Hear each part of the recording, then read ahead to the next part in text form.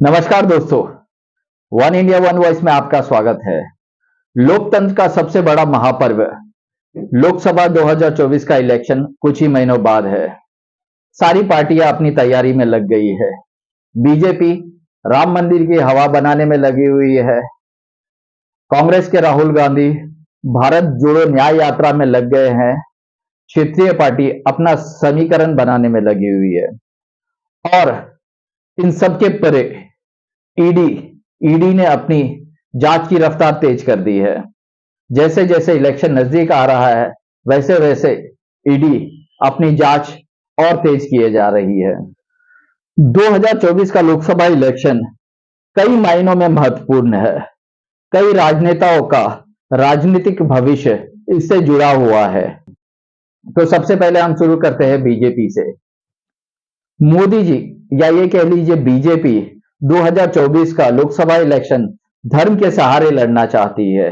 इसलिए वो सिलसिलेवार तरीके से पूरे देश में एक धार्मिक लहर लाना चाहती है।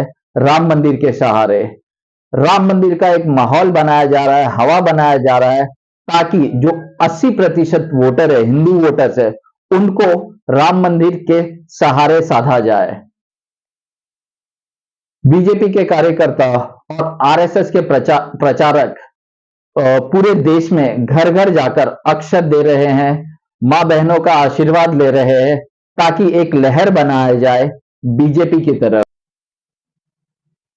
दूसरी तरफ राहुल गांधी अपना भारत जोड़ो न्याय यात्रा शुरू कर रहे हैं 14 जनवरी से।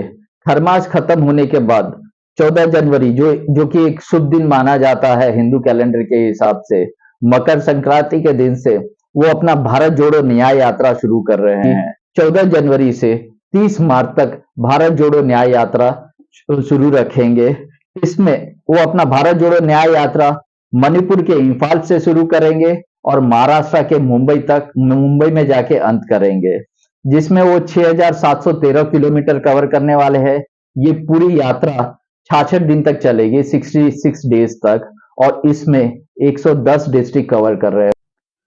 भारत जोड़ो न्याय यात्रा कई मायनों में बहुत ही महत्वपूर्ण है कांग्रेस के लिए और राहुल गांधी जी के लिए। पहला, ये लोकसभा के 100 सीटें कवर कर रही है। 15 राज्यों में ये 100 सीटें कवर करेंगी। दूसरा, राहुल गांधी के राजनीतिक करियर को लेकर, राजनीतिक भविष्य को लेकर ये बहुत ही महत्वपूर्ण है, क्योंकि राहुल गांधी जी ये समझते हैं कि अगर मुझे मोदी जी जैसे ऊंचे कद के नेता के साथ 1-to-1 लड़ाई करनी है, तो मुझे भी अपना कद कहीं ना कहीं ऊंचा करना होगा। इसके लिए मुझे जमीनी राजनीति करनी होगी। तभी उन्होंने ये आंदोलन भारत जोड़ो न्याय यात्रा शुरू की है। तो कहीं ना कहीं राहुल गांधी ये समझते हैं कि अगर मुझे मोदी जी जैसे नेता के साथ लड़ाई लड़नी है तो अपना कद ऊंचा करना होगा और एक जमीनी लड़ाई लड़नी होगी, एक आंदोलन तैयार करना होगा जो कि उनके पक्ष में हो, तभी उनका राजनीतिक भविष्य ठहर सकता है। वरना ये इलेक्शन के बाद कहीं ना कहीं उनके राजनीतिक भविष्य के ऊपर एक प्रश्न चिन्ह होगा। राहुल गांधी के अलावा क्षेत्रीय कई नेता ऐसे हैं जो इलेक्शन को लेकर अपनी तैयारियों में लगे हुए हैं, लेकिन सबसे बड़ा प्रश्न चीज उनके ऊपर यही है कि उनकी तैयारियां क्या सही मायनों में सही रास्ते पे है। क्योंकि जिस हिसाब से ईडी समन पे समन भेज रही है कई नेताओं को, उसको लेके एक कहीं ना कहीं सवालिया निशान है क्षेत्रीय नेताओं में। जैसे कि कह लीजिए अरविंद केजरीवाल, तेजस्वी यादव, झारखंड के मुख्यमंत्री हेमंत सोरेन। अब तैयारियां तो वो कर रहे हैं लोकसभा इलेक्शंस के लिए, लेकिन ईडी ने कई समन भेज चुके हैं। हेमंत सोरेन को 7 समन भेजे हैं, जिनका हेमंत सोरेन ने कोई जवाब नहीं दिया और ना ही सवाल जवाब के लिए वो ईडी के पास गए हैं। उसके बाद अरविंद केजरीवाल जी को 3 समन भेजे गए हैं। तीनों को उन्होंने खारिज कर दिया और उसका कोई उत्तर नहीं दिया है। उसके बाद तेजस्वी यादव है, तेजस्वी यादव को भी 2 समन जा चुके हैं। फिर जो ममता बनर्जी के जो भतीजे हैं अभिषेक बनर्जी, उनको भी समन जा चुका है। मायावती जी के भतीजे हैं आनंद, आकाश आनंद, उनको भी समन जा चुका है। तो कहीं ना कहीं इस लोकसभा इलेक्शन 2024 के लोकसभा इलेक्शन में ईडी भी एक मेजर रोल प्ले कर रही है, एक महत्वपूर्ण रोल प्ले कर रही है। इतने समन भेजने के बावजूद भी अगर ये नेता ईडी के सवालों के जवाबों के लिए नहीं जा रहे हैं, तो जैसे जैसे लोकसभा इलेक्शन नजदीक आएगा, वैसे वैसे इनके ऊपर शिकंजा और कसता जाएगा। हो सकता है इलेक्शंस के पहले इन सबको जेल में डाल दिया जाए, prevention of money laundering act के तहत, जिसे शॉर्ट में पीएमएलए एक्ट कहते हैं। और इस एक्ट के तहत ये 1 महीने से 10 साल तक की सजा है, जो कि नॉन बेलेबल है।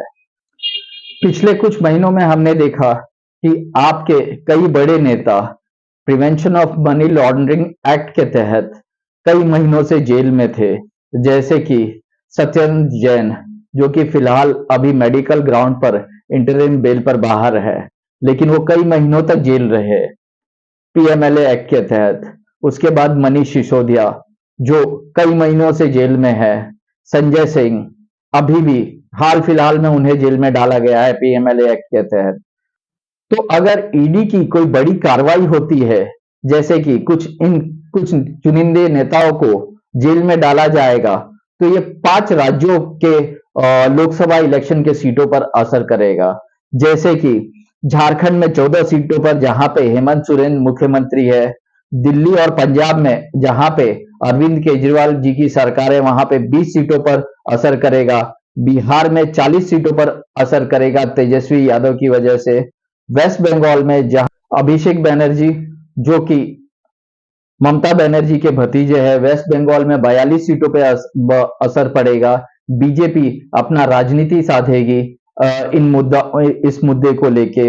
उत्तर प्रदेश में आकाश आनंद, जो कि फिर से मायावती जी के भतीजे हैं, वहां पे भी 80 सीटों पर असर दिखाई देगा इसका होगा। बीजेपी यहां पे भी इस मुद्दे को राजनीतिक मुद्दा बनाएगी। तो कहीं ना कहीं आप देखेंगे तो इन 5 राज्य में 196 यानी कि 196 सीटों पे असर पड़ सकता है।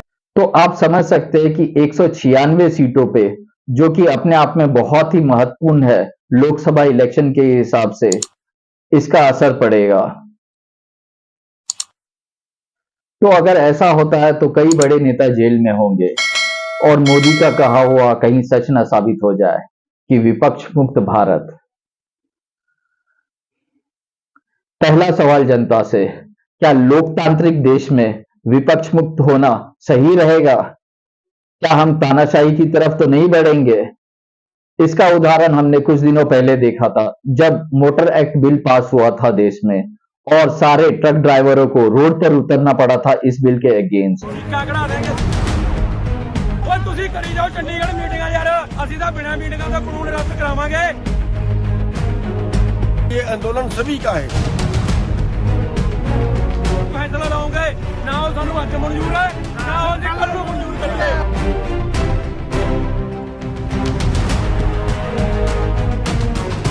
इसके पहले भी किसान बिल, 3 बिल पास हुए थे किसान एक्ट के तहत, और उसके लिए भी किसानों को रोड पर उतरना पड़ा था उस बिल को वापस कराने के लिए सरकार के खिलाफ।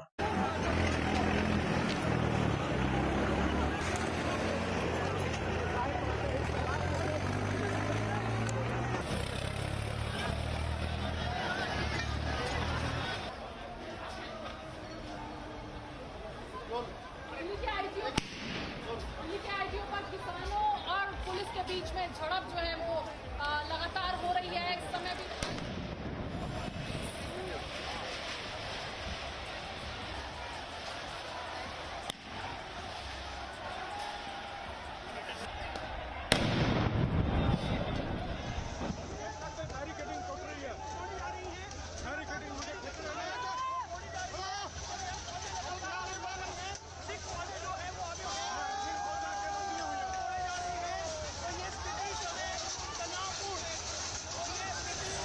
तो ये 2 आंदोलन हम 1 साल में देख चुके हैं, पिछले साल और इस साल में। तो ये 2 आंदोलन बड़े आंदोलन हुए थे पब्लिक के जरिए। तो अगर विपक्ष नहीं रहेगा पार्लियामेंट में बगैर चर्चा किए, विपक्ष के चर्चा किए बिल पास हुआ तो हर बार पब्लिक को, जनता को रोड पर उतरना होगा बिल को वापस लेने के लिए। अब ये जनता के हाथ में है कि उन्हें विपक्ष मुक्त भारत चाहिए या लोकतांत्रिक देश में एक स्ट्रांग ऑपोजिशन चाहिए। दूसरा सवाल ऑपोजिशन से, क्या ऑपोजिशन इतनी कमजोर हो चुकी है कि हर बार जनता को अपने हक की लड़ाई लड़ने के लिए रोड पर उतरना पड़ता है? ऑपोजिशन पार्लियामेंट में खड़ी नहीं हो पाती है जैसे कि जिस मजबूती से उन्हें खड़े होना चाहिए। ऑपोजिशन इतनी कमजोर दिखाई दे रही है कि कहीं ना कहीं जनता का उन पर से विश्वास उठ गया है। इसके लिए वो अपनी लड़ाई खुद रोड पे आकर आंदोलन के तौर पे कर रहे हैं। आखिर में हम दो सवाल छोड़े जा रहे हैं, एक जनता के लिए और एक ऑपोजिशन के लिए। पहला सवाल जनता से, क्या वो विपक्ष मुक्त भारत का खतरा उठाने को तैयार है, जहां अगर सरकार ने जनता के अगेंस्ट बिल पास किया तो जनता को हर बार रोड पर उतरकर एक आंदोलन लड़ना होगा सरकार के खिलाफ। दूसरा सवाल अपोजिशन से, क्या वो अपोजिशन जनता से कनेक्ट करना भूल गए हैं, अपने आप को आंदोलन की रूपरेखा भूल गए हैं? अगर भूल गए हैं तो उन्हें ट्रक ड्राइवरों से और किसानों से सीखना चाहिए कि आंदोलन कैसे किया जाता है। अब हम आपसे आज्ञा लेंगे। अगर आपको हमारा ये वीडियो पसंद आया तो हमें सब्सक्राइब कीजिए और लाइक कीजिए। मैं भवेश झा आपसे आज्ञा लेता हूं। धन्यवाद।